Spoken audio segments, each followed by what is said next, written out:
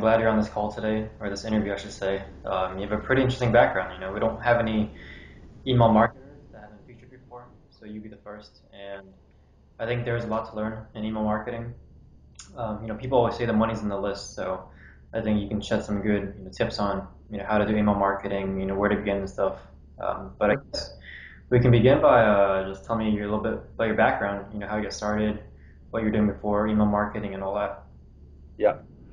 Well, yeah, growing up on the island, Vancouver Island here, I grew up in a small town and kind of progressed to where I live now, Victoria, which still isn't exactly a huge city, but it's definitely the biggest one where I live.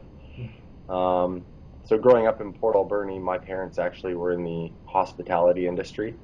They owned and operated a motel with a restaurant and an RV park and that sort of stuff. Hmm.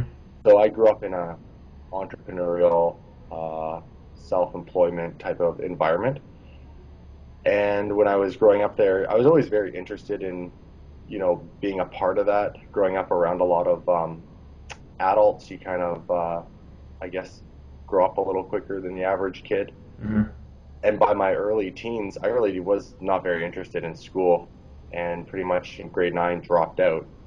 And my reason for doing that wasn't just because I wanted to go out and have fun. I was really interested in learning how to create an income and make my own money, as weird as that might sound. Hmm.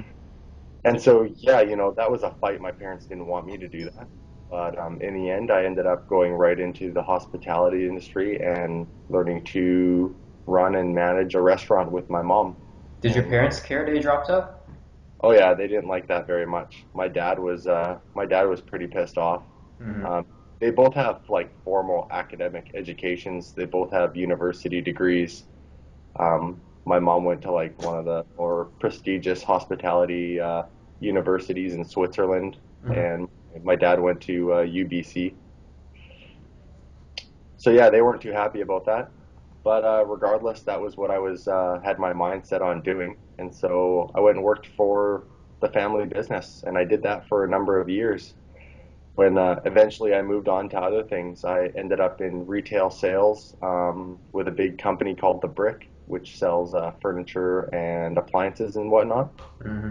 And I had a successful career in sales, which was it was good. It added to the people skills I had developed working with my family's restaurant, and then showed me how to actually use that in a manner to create a little bit more of a higher ceiling because you can actually make not just an hourly